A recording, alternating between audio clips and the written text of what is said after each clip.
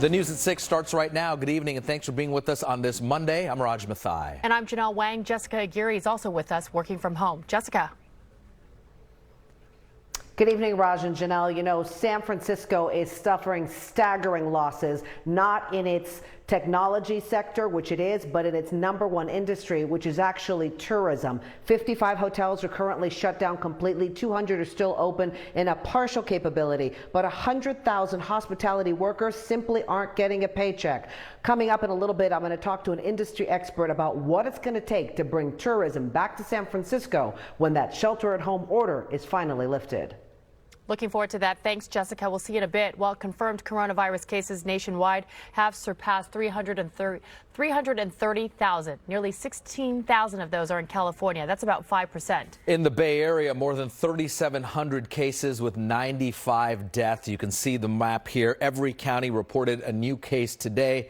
We have not heard updated numbers yet, though, from Marin or Mendocino counties. Santa Clara County continues to be hit the hardest with more than 1,200 cases. Now, the state of California making a big announcement. Governor Newsom saying that he's going to send 500 ventilators to the national stockpile. California stocked up on ventilators and other vital supplies before the surge in cases. Well, is there free rent during this crisis? A controversial proposal in San Jose coming from 2 city council members. Yeah, here are the details, Janelle. No rent for up to 3 months, and a lot of landlords are not happy with this. Our business and tech reporter Scott Budman is in San Jose with more. Scott. The new plan would let renters apply for a grace period where they wouldn't have to pay rent for 3 months. Not a delay, just no payments for 3 months. It would help a lot of the people living here, but it's also leaving property owners and managers asking, who's going to help them? With job losses mounting, many San Jose renters are facing a stark reality. They may not be able to come up with the rent. We want to work here and serve our community. We want to raise our children here. We want to take care of our parents. Please keep us home and help our community before it's too late. So 2 San Jose council members presented a plan via Zoom. Fully waive rent for 3 months if families can show financial hardship due to COVID-19. It's a plan the city council will consider on Tuesday. Their families are not going to be able to pay that back rent. And so they're having to make choices between feeding their families or paying the little that they can towards rent. The status quo was you spent 46% of your income on rent in San Jose for the typical household. You lose your job for 2 months. That pushes that share out of your income all the way up to 55%. The catch for landlords? The plan as it stands would require them to apply for small business loans to get the money they're losing from tenants. And that's not going over too well. I spoke earlier to the owner of Wedgwood Properties, a property management company here in the South Bay. He calls the plan unfair because it asks property owners and managers to lose thousands of dollars per tenant without any guarantee that they'll make the money back with government loans. Again, that plan goes in front of the city council tomorrow. In San Jose, Scott Budman, NBC, Bay Area News. Scott, and we will stay on the story tomorrow as well. So how stable is your job? A new survey shows almost 1 in 5 major Silicon Valley companies is considering layoffs. Now, while the vast majority of businesses say they plan to keep hiring, 13% responded that layoffs are necessary. Another 5% say they're thinking about it. 61% say they're still hiring at their usual pace. The survey was done by the Silicon Valley Leadership Group. The hardest hit county in the Bay Area, Santa Clara County, may be nearing its peak of cases. That is the word from Dr. Sarah Cody, top health officer in the county. NBC Bay Area's Damian Trujillo interviewed Dr. Cody one-on-one today. He joins us live in San Jose with what else she had to say. Damian. Well, Janelle, this is the Emergency Operations Center for Santa Clara County. This is where all the updates are coming from. Now, although the numbers appear to be leveling off, that's the good news. The bad news is this is not over yet. Because we still don't have widespread testing. This is what the new normal looks like. Today's interview done remotely over the computer from the back of my pickup truck. We started with the question at the top of everyone's list. Have we bent the curve, Doctor? I don't think that we've peaked. What I can tell you is that we have slowed things down. So, for example, if you look at the beginning, like right around where we put the shelter-in-place order, the curve it was growing fast, right? Numbers were going up, like quite a bit every day.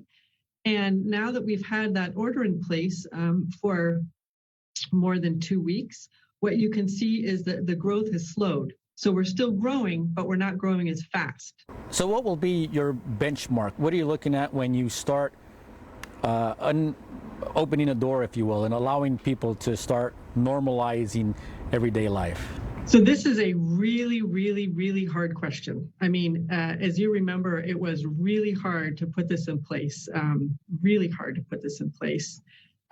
and I would say that the actions that everyone collectively have taken have slowed things down.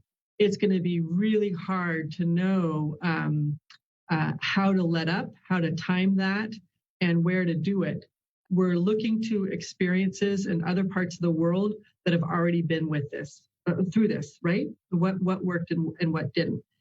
And so I can tell you that in places that had, a lockdown, this extreme shelter in place like we have, if you take it all off all at once, things rebound. Do you foresee the 49ers playing in a packed stadium come September?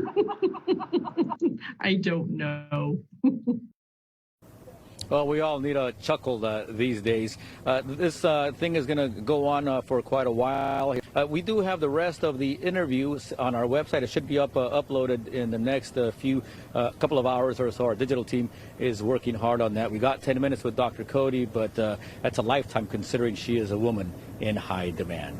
We're live in San Jose. I'm Damian Trujillo, NBC Bay Area News. Great interview. Thank you, Damian. Well, an update now on the outbreak at an East Bay nursing home. One person has died and 48 others have tested positive. The Contra Costa County Health Department confirms 27 patients and 22 staff members at the Orinda Care Center tested positive. All patients and the entire staff were tested after 2 caretakers showed symptoms. The person who died had been in hospice care at the facility. 4 other residents have been hospitalized. Public Health is now testing at 2 other senior care facilities in the county. The San Jose Fire Department continues to be hit hard. 15 firefighters have now tested positive for the virus. 2 have already recovered. We first told you last month that a San Jose firefighter had contracted COVID-19. That forced the department to send dozens of firefighters home to self-quarantine with their families. A cluster of 15 confirmed cases in one department is the largest among Bay Area first responders. Our investigative unit has been looking into infection rates from fire departments across the Bay Area. None comes close to San Jose, but Oakland Fire has confirmed cases and 3 firefighters in quarantine. San Mateo has 1 confirmed case. San Francisco and San Rafael each report no cases. Now, we will continue to track these numbers. Well, tourism is the #1 industry in San Francisco, and the industry is crippled. So what now? Let's bring in Jessica Aguirre working from home. Jessica, we might get back to normal in a couple of months, but when will tourism recover? It might be a long time. And that is the key question, Raj. 26 million people left their hearts in San Francisco last year. And you're right, tourism and hospitality is the #1 industry in San Francisco. If you think about it, hotels generate alone $450 million in tax revenue. So as we go into week 4 of staying at home, the losses are just mounting and it's staggering. Now, I spoke to an industry expert, Peter Gomez, with Hunter Hospitality Consultants to find out what it's going to take when the shelter-at-home order is lifted to get that economic engine running again. And he says it's going to start with all of us and thinking local. What is it going to take once they lift that shelter-at-home order for San Francisco and the state to get back on its feet in terms of tourism? Well, what it's going to take is for us, the actual citizens of the Bay Area, I'm actually crying out for everybody to travel, trust and travel. Once this ban is lifted and we feel it's safe to travel and trust and travel, we can put our neighbors to work. San Francisco Travel, for example, the tourism arm of San Francisco, if you go onto their site right now, is getting people excited about even a staycation. Peter, how long do you anticipate a recovery financially for the tourism market? Well, I'm really confident. I've been doing this for 30 years, Jess, and as a native San Franciscan, I've seen this industry be resilient. after 9/11, after the Great Recession. And it takes either a couple months or years, but the good news is that there's light at the end of this tunnel. Now, light at the end of that tunnel means that the recovery is going to start first with leisure travel, then it's going to be work travel, and then the third arm of this is convention travel. Coming up at 7 on our coronavirus special, we're going to talk to Peter about the losses of conventions for San Francisco and what it's going to take to get that back on its feet, especially now. Our company's going to be hesitant. Now that we can all do this from home and talk like this, are people want to go back together, and how long is that recovery for San Francisco going to take? That's a very good point. A lot of layers to this story. Thank you, Janelle. Or thank you, Jessica. Excuse me. Up next, Bay Area restaurants burglarized. The reason owners say they're being targeted by thieves. Also, they were left on the doorsteps of shelters. See how a Bay Area man is doing something good for pets that people were forced to give up. I'm Chief Meteorologist Jeff Ranieri, tracking the rain that's moving through the Bay Area now. I'll get you ready for tomorrow and an update on our Sierra snowpack. That's in about 7 minutes.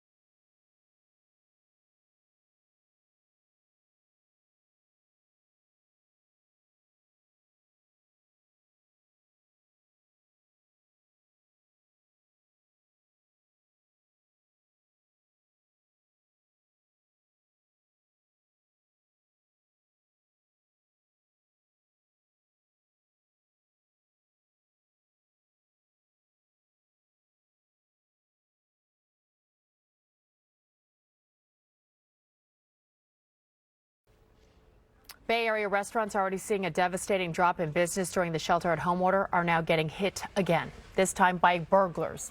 NBC Bay Area's Marianne Favreau takes a look at some of the restaurants recently targeted. Marianne. I'm here at Jack Holder's in San Jose, which was burglarized during the weekend. Just days after Jack Holder's in San Jose provided free meals to more than 200 first responders, someone smashed a window and broke into the restaurant. The initial reaction, of course, is anger.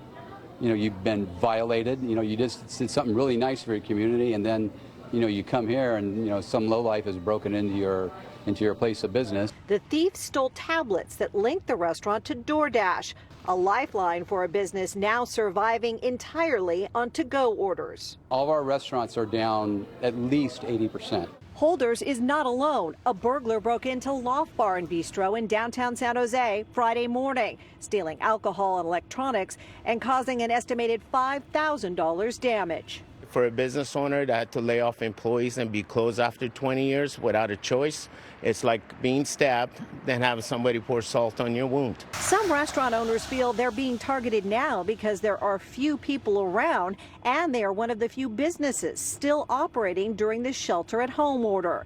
It's a problem reported throughout the Bay Area. In the East Bay, burglars recently broke into Slow Hand Barbecue in Pleasant Hill, grabbing a cash register.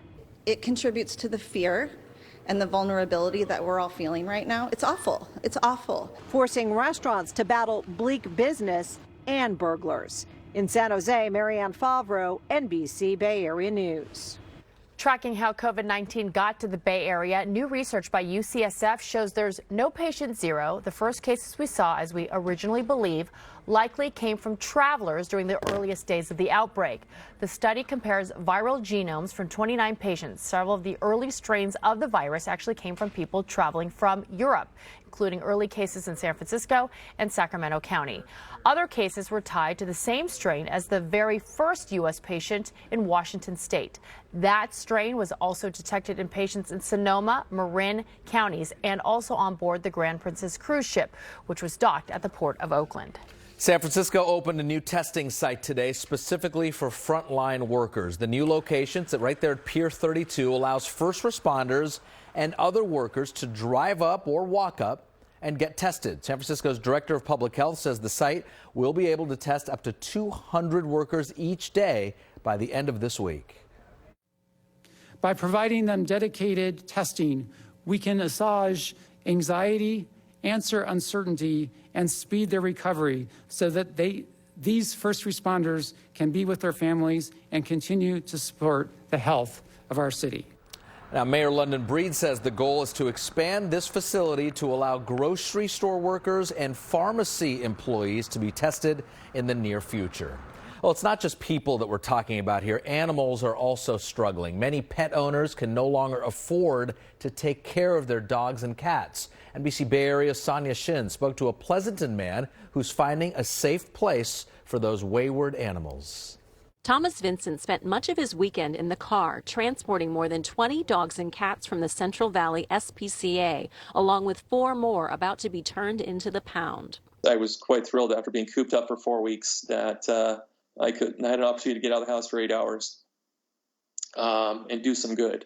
Thomas is an engineer who's been doing this kind of volunteer work for about 4 years. He says before the COVID-19 crisis, he was only transporting 3 or 4 animals at a time. It's an effort that will likely prevent those animals from being euthanized. None of them want to put down a dog or a cat. That is the last thing they want to do. But sometimes they're forced into these circumstances. Yesterday, his special cargo included 2 mama cats with 6 and 7 kittens each, 6 small dogs, and 7-week-old puppies. Thomas delivered them to foster homes in Castro Valley, Danville, and Napa. And when I dropped them off, I was there at the house a few minutes, and these dogs are running around. Their tails are wagging. They're happy. They realize that they're in a good place. Shelters across the state have been urging those who can foster to step up as the crisis has led to an influx of newly surrendered animals. If you'd like to foster an animal, contact your local animal shelter or visit the Pet Finder website. Sonia Shin, NBC Bay Area News. Okay, some behind-the-scenes newsroom talk, Jeff and Janelle. Janelle was actually flirting with the idea of adopting an animal, which would be great. It would be great. At first, we'd foster it, see how it goes, and then hopefully maybe adopt. My daughter would love a dog. And I know you have a dog, Jeff, Lucy, who's been making appearances, and we're hoping she'll make an appearance at 6. Up. Ah, there she is. She said you should do it. You should do it. Oh, big kiss for Jeff. Yes. She needs a haircut, so we've got a little clip in her hair so she can see. We all need an haircut soon. Take it away, That's not Jeff. an essential business, apparently. Yes, all right. Lucy is a true weather dog, you guys. When that weather changes, she knows something is coming on in. And with that rainfall the past couple of days, your pet's paws are probably a little bit wet, but we're going to get some dry weather in here where you can get outside and enjoy it. So let's get you a look right now. And what we're dealing with is this storm system that is just offshore, and it's slowly moving off to the south, and that's helping to spiral up these areas of rain. We've had some isolated thunderstorms in the North Bay. And what's unusual about this storm system is the way that it's moving. The rain's moving from the south off to the north. So this is going to keep some heavier pockets of rain over Novato into 635, Petaluma through 650, Roanoke Park into 701. So the North Bay is really getting hit the worst with this wet weather that we have moving in right now. As we head through tomorrow's forecast, I only see a slight chance of a spotty shower down there over the South Bay, Mount Hamilton, maybe for San Jose and Gilroy, and right up there for the North Bay, but nothing big. My forecast tomorrow has temperatures warming up a couple of degrees, but I still think you're going to need that jacket, especially for the morning. We'll start with those chilly 40s. Then by the afternoon, we'll get to the low 60s here for the inland valleys, but with a little bit of a breeze, it'll feel like the upper 50s outside. We are going to go over that full microclimate forecast in more detail coming up, but I did want to finish it off with the Sierra snowpack. We have made some large headway here. At the end of February, we were at 38% of normal. Right now, we're up to 64% of normal for the Central Sierra, which includes Lake Tahoe. So we'll also take a look at the reservoirs level in about 25 minutes, and I'll share something kind of cute here from Jeff's mailbag, and we'll get a little viewer mail in here coming up in about 25 minutes. So hopefully to get everybody out of the case of the Mondays, if you've got them here. I know every day is just kind of everybody's trying to get through it. So we'll see you in about 25 minutes. Okay, very well. Thank you, Jeff. Up next, his gigs are gone, but that's not stopping this Bay Area musician from continuing to make music. How he's staying positive in this new normal.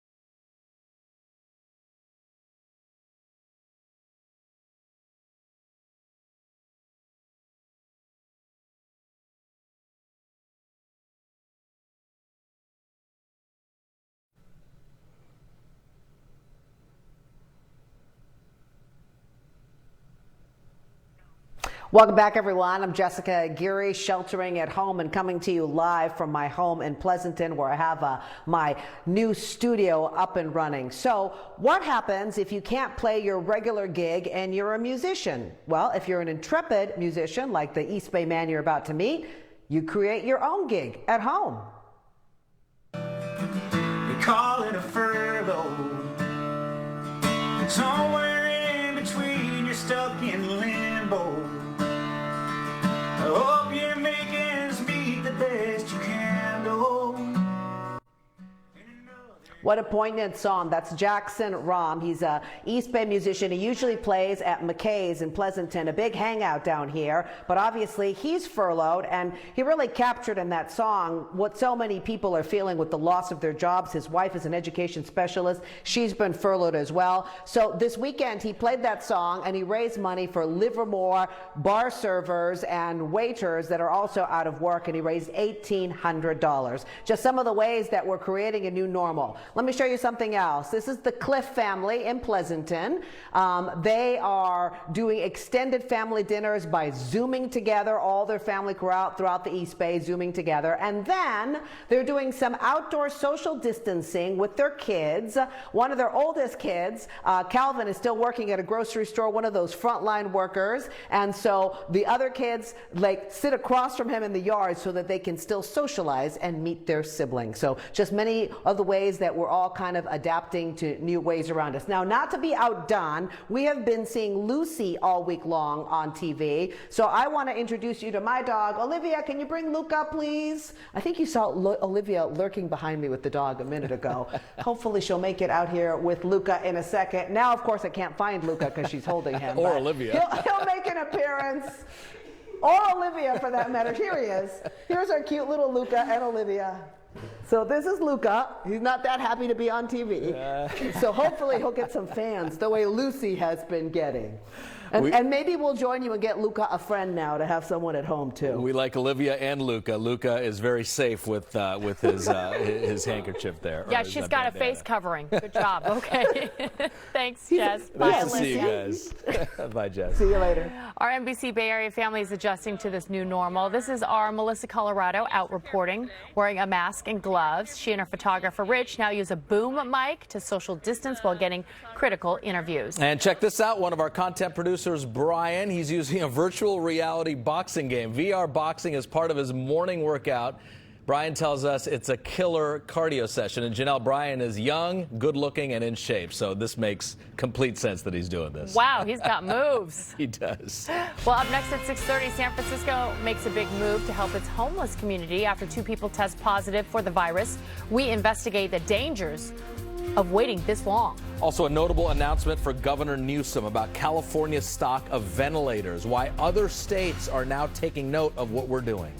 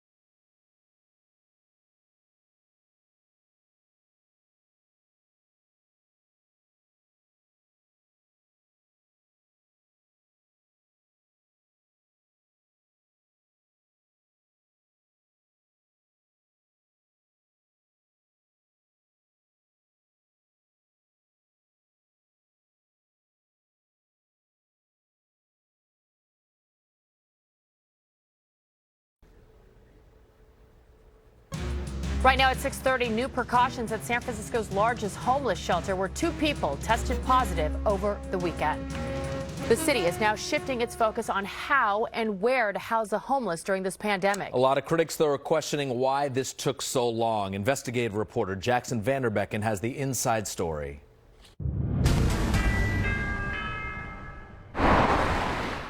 This is Multi-Service Center South, the city's largest homeless shelter with 340 beds. It's the biggest in Northern California, run by the nonprofit St. Vincent de Paul Society. I'd rather be in there than on the streets. Our investigative unit talked last week to a resident, Jake Shack, about the cramped conditions there. Over the weekend, 2 residents tested positive for the coronavirus. They and 19 other potentially exposed residents have been moved out, while the city cleans the shelter, puts in place new screening rules, and starts requiring everyone there to wear some sort of mask. But a leader of the city's homeless effort says their bigger strategy now is to house 4,500 at-risk homeless in vacant hotel rooms.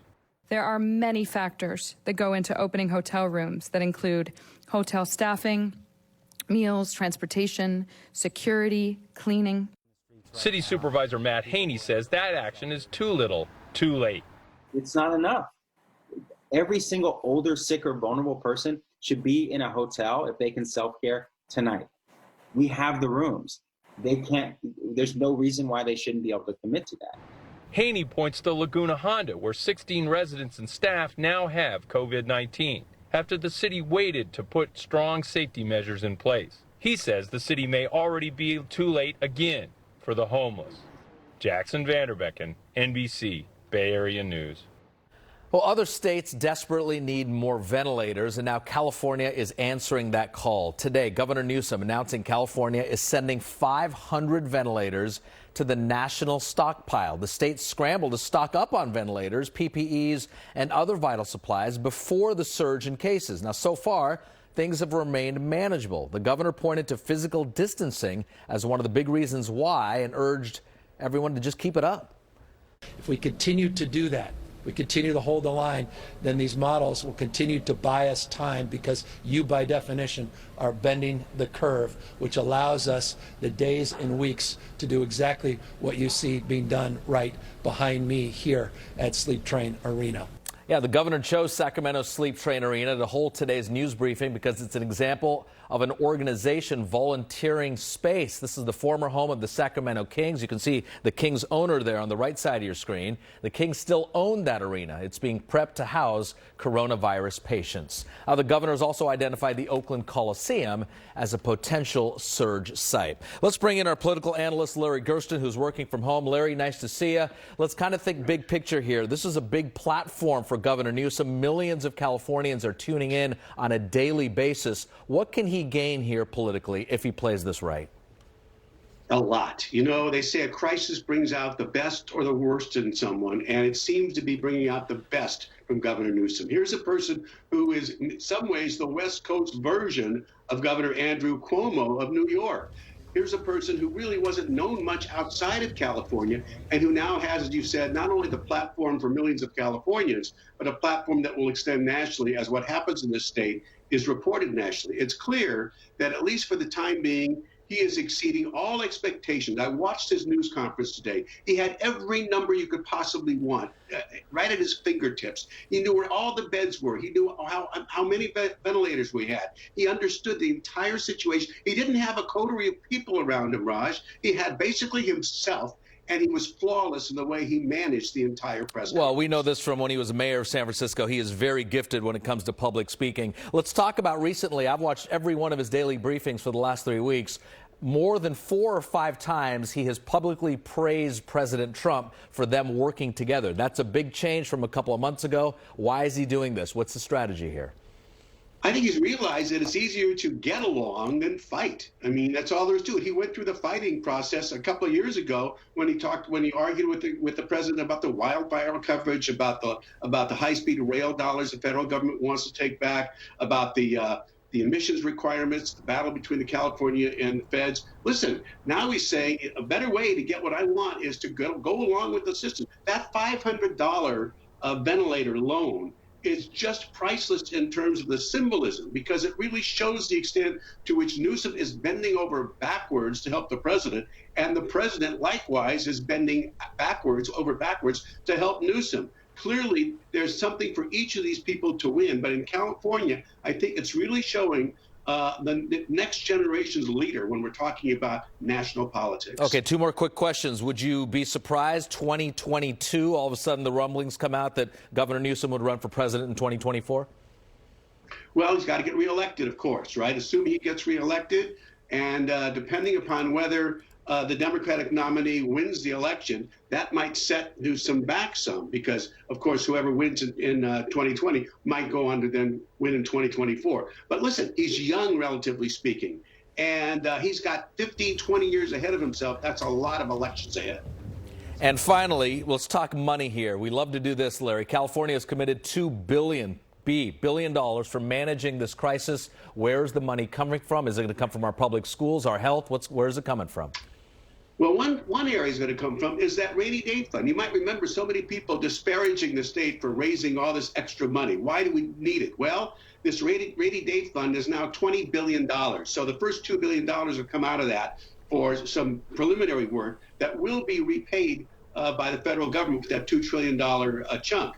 But the problem is that the rainy day fund can't equalize all the tax dollars that aren't coming in. Look, the personal income tax pays 70% of the state budget. Sales tax pays another 20% of the state budget. No budget money coming in. That's going to hurt desperately. But that's why Nancy Pelosi is involved right now with what they call phase 4. She understands that state and local governments have to be repaid for all the money they're laying out. So the governor is betting on the come, but the likelihood is he'll have a lot of cooperation from Nancy Pelosi downstream. Otherwise, you're right. The schools will take a big hit because K through 12 takes 40% of the budget, higher ed takes another 10. That's half the budget. So we need to see whether the federal government will compensate the state for the money that they're not getting in from state and local taxes. It's going to be a critical 6 to 12 months of this fallout, regardless of when this all ends for us. Larry Gersten, thank you very much. Well, a big announcement from President Trump about efforts to get protective equipment to healthcare workers on the front lines.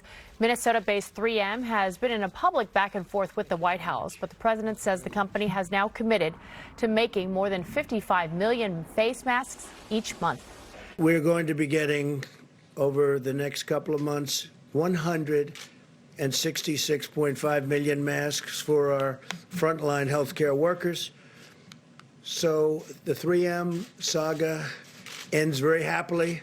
The president also thanked Bay Area companies Apple and Salesforce for helping provide PPEs. Yesterday, Apple CEO Tim Cook announced his company is making 1 million face shields each week and has already delivered some to Kaiser hospitals in the South Bay. Britain's Prime Minister Boris Johnson is now in the ICU after his symptoms worsened. Johnson has had the virus for 11 days now. Yesterday, his doctor advised him to go to the hospital for some tests because his symptoms, including a high fever, were not getting better. Tonight, Johnson's office says the Prime Minister is conscious and not on a ventilator, but he has temporarily given authority over to his foreign secretary. Up next here at 6 o'clock, ventilators in short supply and high demand. Now, Santa Clara County wants to buy your used ventilators. What it's offering to take them off your hands.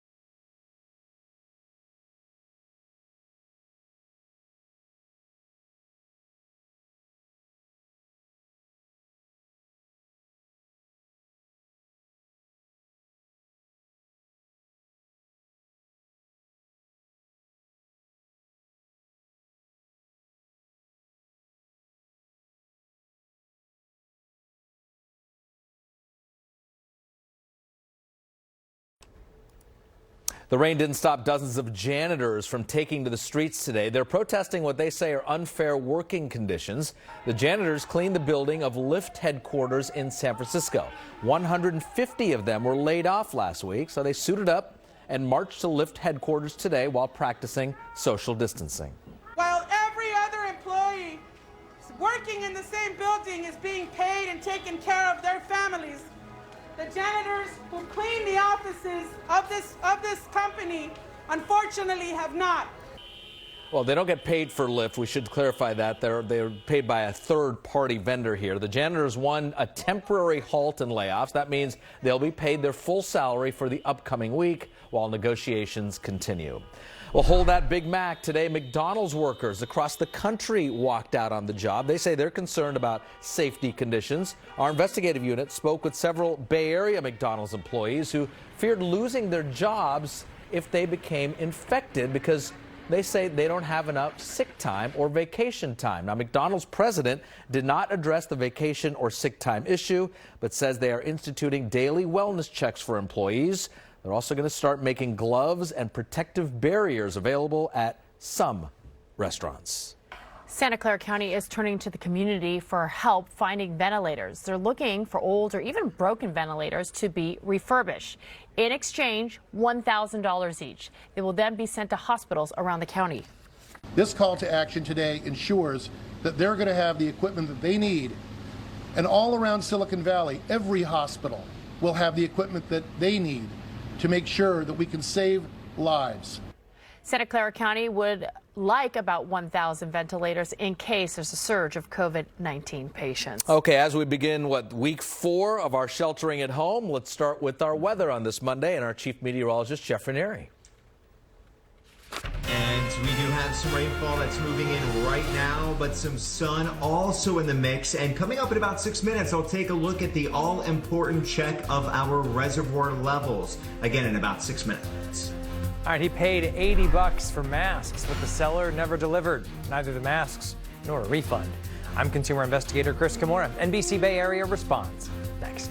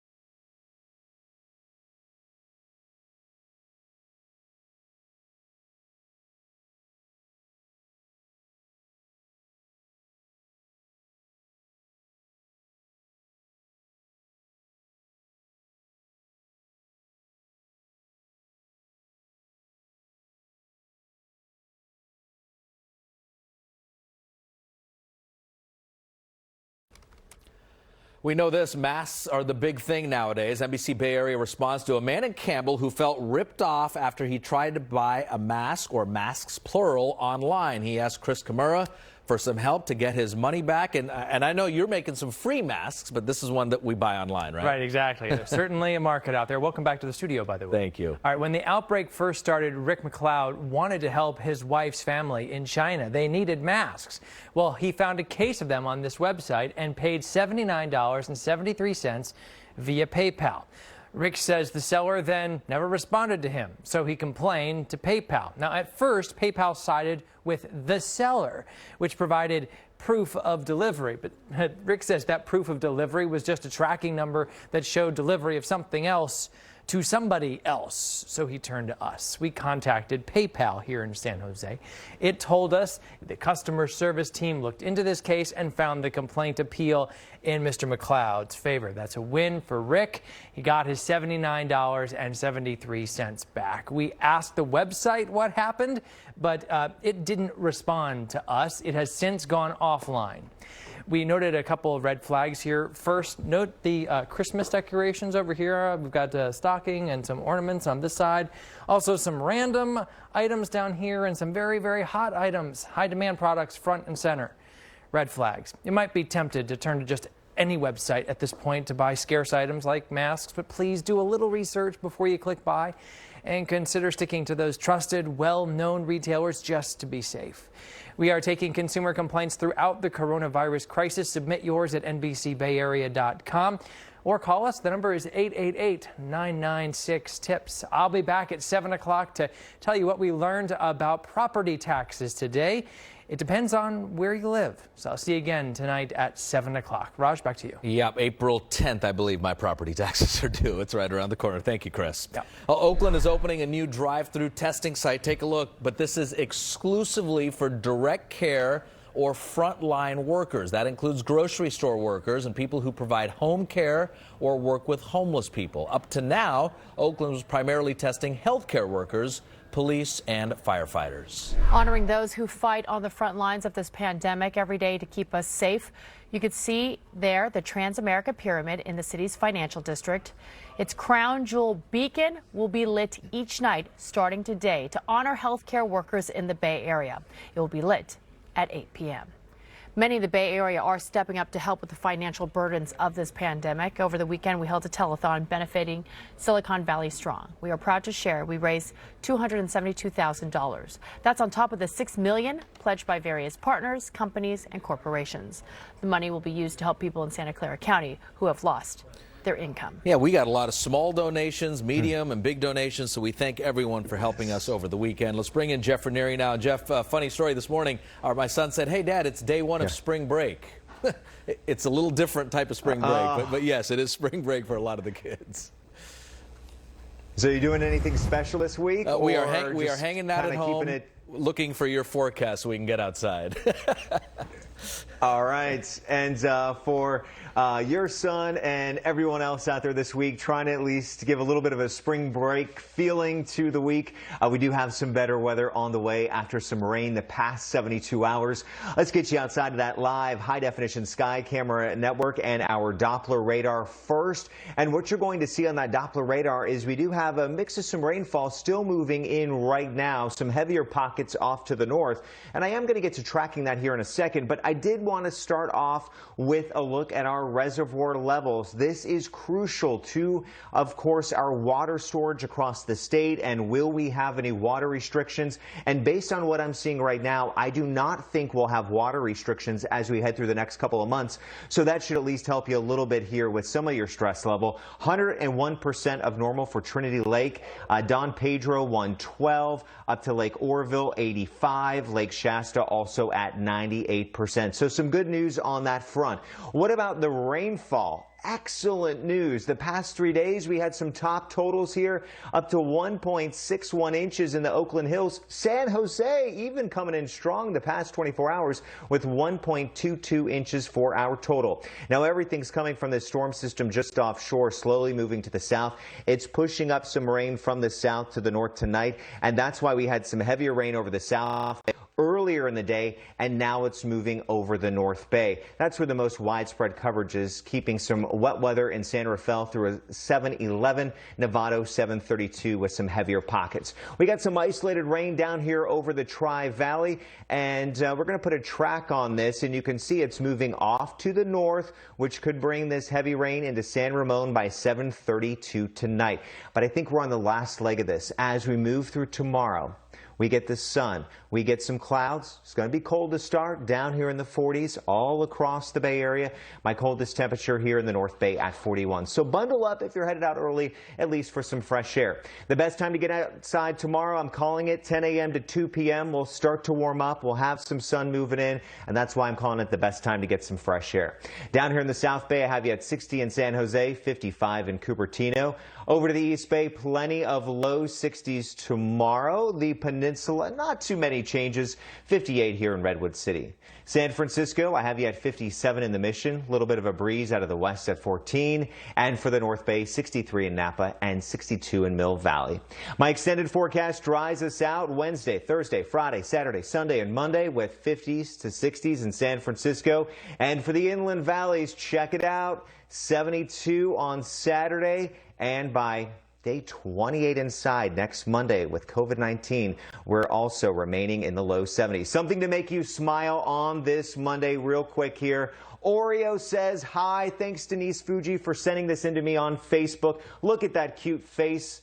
Oreo is definitely looking like an Oreo. Janelle, I think that's another sign you should adopt a dog. I know. I can't stand it. These pictures are adorable. I love Oreo. Thanks so much for sharing that. Thanks, Jeff. Thank you, Jeff, and thanks for the sunshine later this week. Up next here at 6 o'clock, the NFL has announced its all-decade team, and 2 49ers are on the list. We'll tell you who.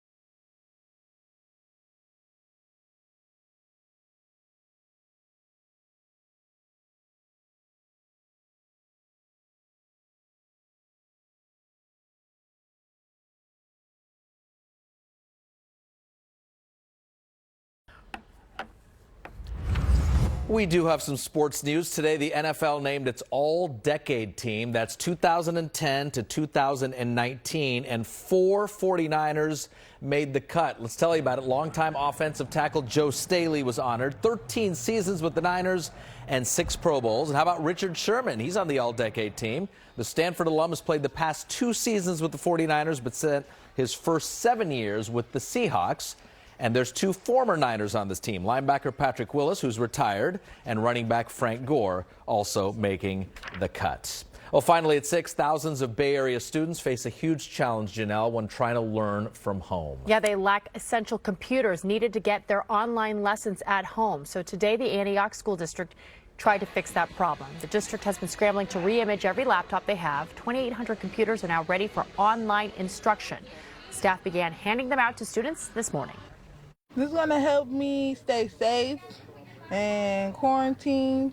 This is going to help me to be able to do my work and stay focused, get back on the right track. Well, the district says nobody will get a failing grade during this pandemic. They will either issue a pass or no mark instead. Okay, we are not done. Our 7 o'clock newscast is next. We'll be joined by a doctor from UCSF and celebrity chef Tyler Florence.